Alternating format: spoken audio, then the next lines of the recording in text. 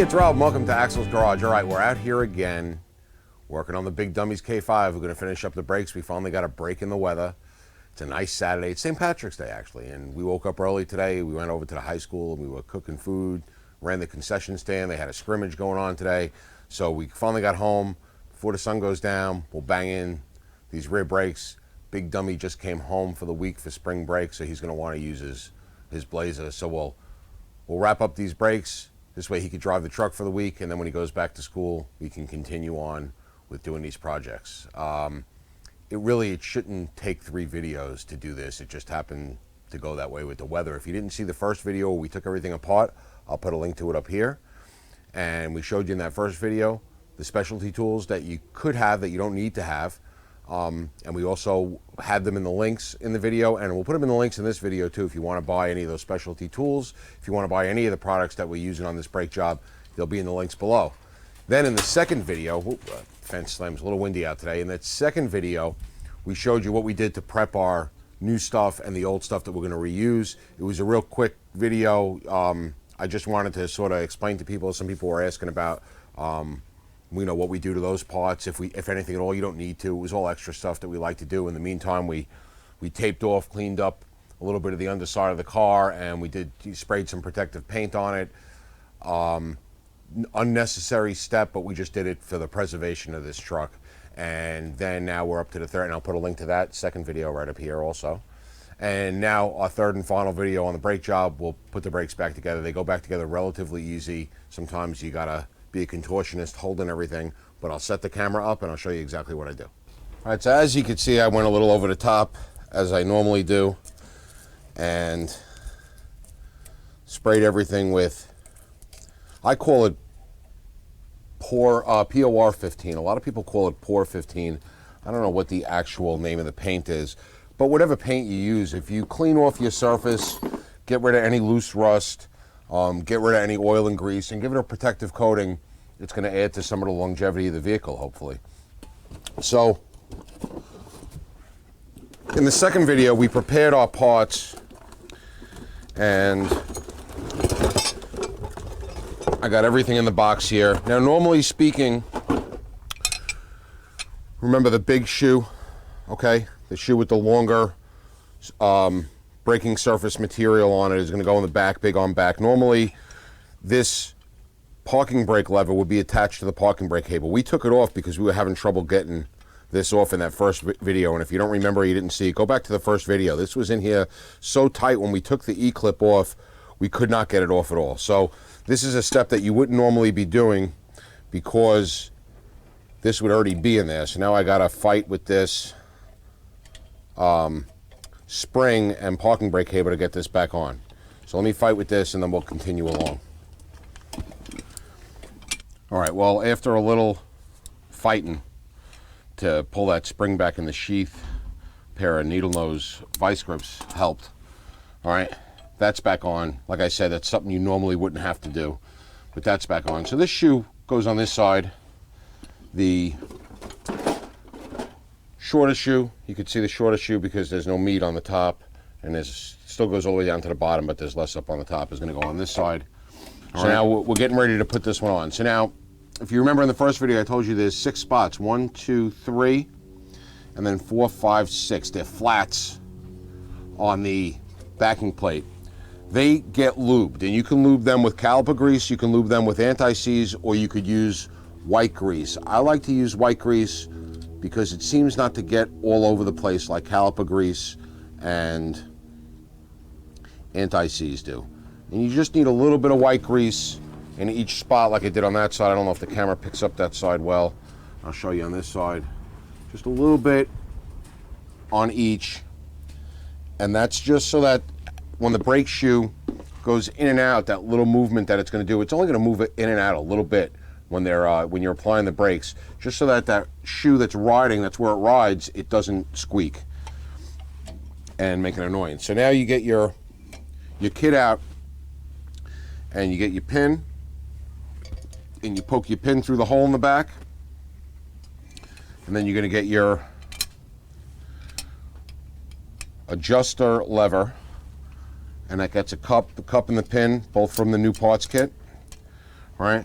And then you got a spring, that's from the new parts kit, and you just lay that on top like that. And then get your spring cap from the new parts kit, right? And then you grab your tool, and you're gonna slide this, you're gonna hold that pin on the back, and a lot of times it does fall apart. All right, so we're gonna try it this way. All right, is my pin on the back. All right, and now I'm gonna put my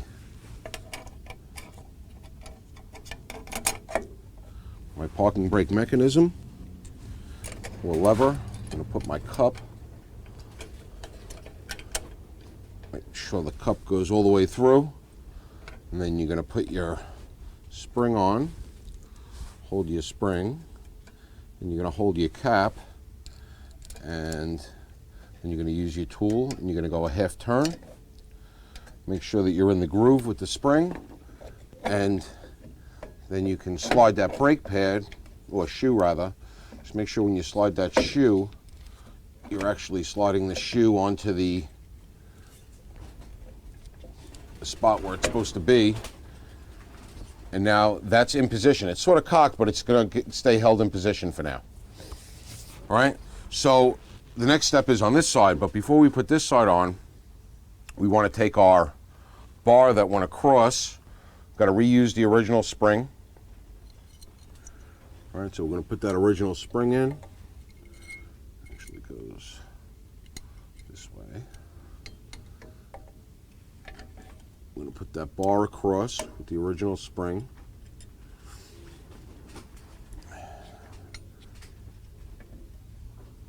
Put that right like that. We're going to put our pin through the hole. Going to get our brake shoe. All right, which is going to go through that there.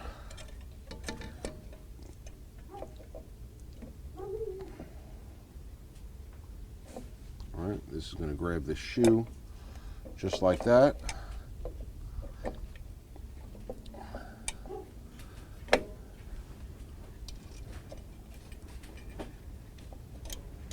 Put our hold down spring in place. I'm trying to do it so I don't block the camera view. It's a little tough. Might have to block you out a little bit.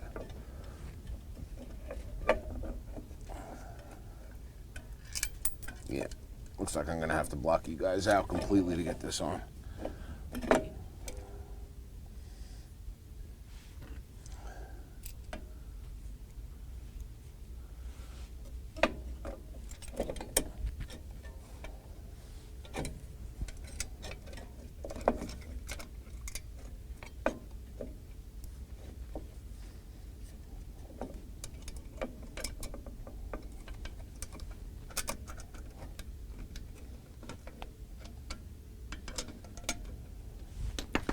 Okay, now we got that on.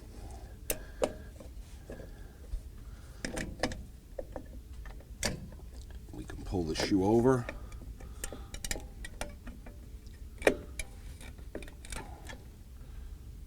Just like that.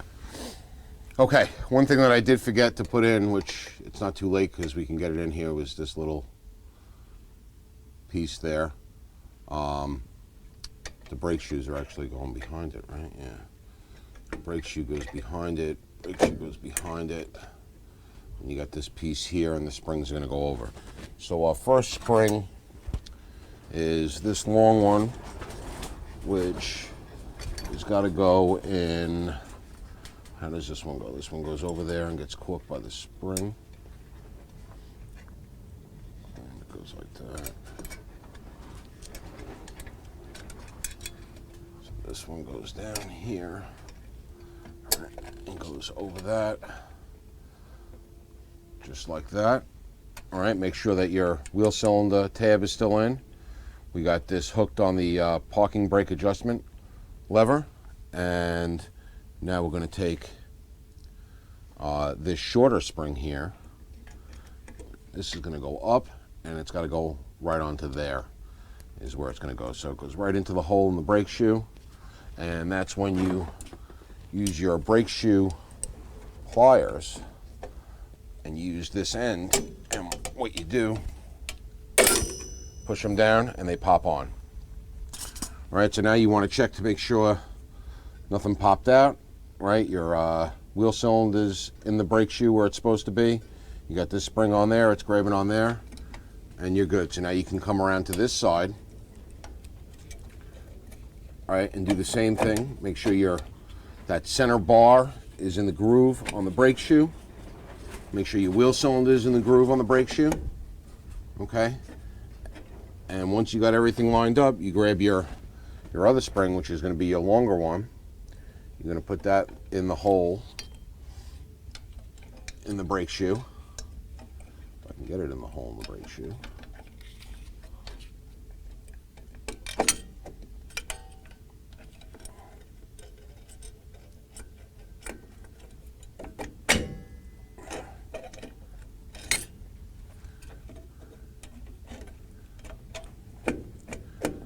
Okay, so I got everything in the hole in the brake shoe. Now I grab my brake shoe pliers again. Put it up on the tip here. Slide it out. Now that one's in. All right, and now you can see the top is in. It's in nice and snug over there. All right, the bar is going across. It's equal. It's where it's supposed to be. All right, now all we got to do is worry about the bottom here. Now on the bottom, we got our star adjuster that we got all cleaned up and lubed up from the previous video. All right, that one goes in on the bottom. All right, you're going to leave it all the way in, but not tight. You want to just, like a quarter of a turn out. And you're going to slide it in place between the two shoes. Because with the adjustment all the way in, it makes it easier to get that spring in. Okay.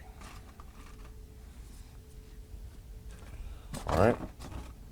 We're going to reuse the spring for the adjuster that goes right here because there isn't a new one that comes in the kit. So we are going to slide that guy in. A little bit of a pain in the ass to get in sometimes. Might have been easier to put it in before, but didn't think of it, so you could just slide it in. It's not too bad. There you go. It slides in. It's going to stay right there. All right, and now we got to get our last spring in, which is the adjuster spring. Remember, it's going to go in like this so that this is going to go over that star adjuster so it doesn't interfere.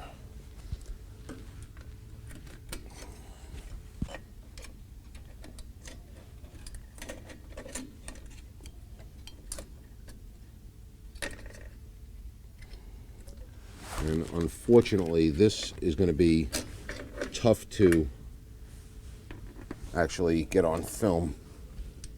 But you're going to hook one end, and then I normally just use a pair of needle nose pliers and bring it over and hook the other end. If I could find my needle nose pliers. I know I had them out here. There. Oh, there they are. All right, so I did take the star adjuster out just because in this one it seems like it's going to be easy to do it with the star adjuster out, but we'll see.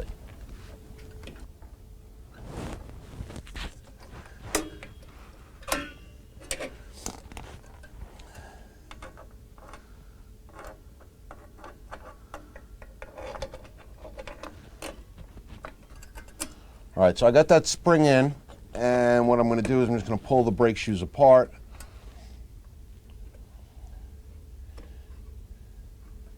Okay, you just want to make sure that that long arm on the spring is not riding up against the star on the star adjuster. If it is, then you got to flip the spring over a little bit and you'll have enough clearance. All right, so now you got that star adjuster in. Let me get the brake drum and we're on the home stretch. All right, so back out here, I got the tape off my studs, and we got our new brake drums, of course, because I'm a car guy with issues. I painted the brake drums with the same POR, a POR 15 rust preventative paint, and I'm putting it on. Now, there's two ways of doing this. If you have one of those big caliper things, you could measure the inside of the drum and then measure the outside and adjust your star adjuster. I normally don't do that. I normally put it on, I'll spin it once to get those brake shoes centered if they're not centered, and then what I'll do is I will turn my star adjuster and bring the brake shoes, which will bring the brake shoes out a little bit. I'll put the drum back on. You can see it got a little tighter going on. And just listen for a little bit of drag. I don't really hear anything yet.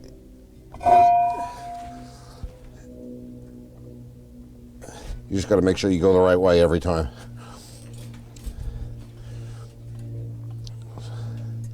So for this side, I'm pushing the bottom of the star away from me.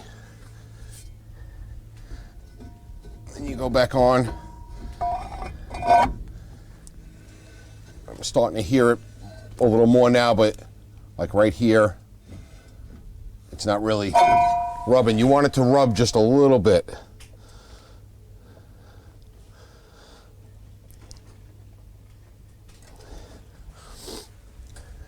And you'll know when you get it there. It's just a little bit of trial and error.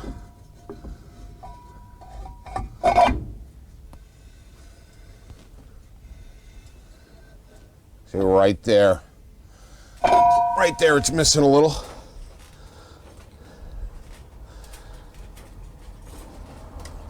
I give it like 3 half turns each time. All right, that's a little tight going on, but put it on and see.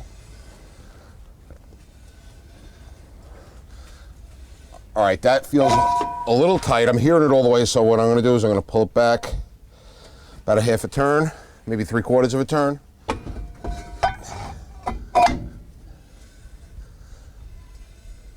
And I hear it just barely rubbing the whole way around, and that's where you want it.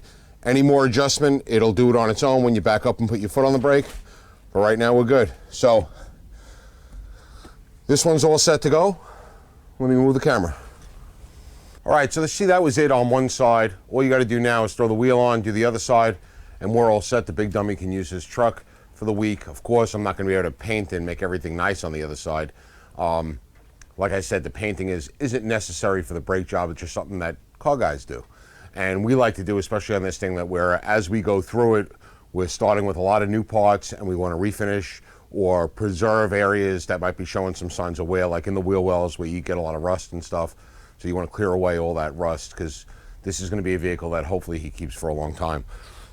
That's it for this episode. Hopefully you saw what was going on. I had the camera set up as best I could. I don't know how much I blocked with my hands and my body trying to get in there. It's really not hard. Give it a shot. Do it yourself. You learn a lot of satisfaction, a lot of gratification. And if you're a car guy, hey, you know, doing stuff like this is enjoyment. It's enjoyment for me. Yeah, I might bitch about it sometimes, and I might bitch about the big dummy, but I like doing it, and I like working on these trucks. That's it today from Axel's Garage. Hope you enjoyed the 3-part rear drum brake job episode. If you did, give us that thumbs up. Don't forget, subscribe to our channel. Check out our new channel, Axel's Kitchen, where we're cooking. We made Irish soda bread last night for the first time. Italians making Irish soda bread. Came out like cake.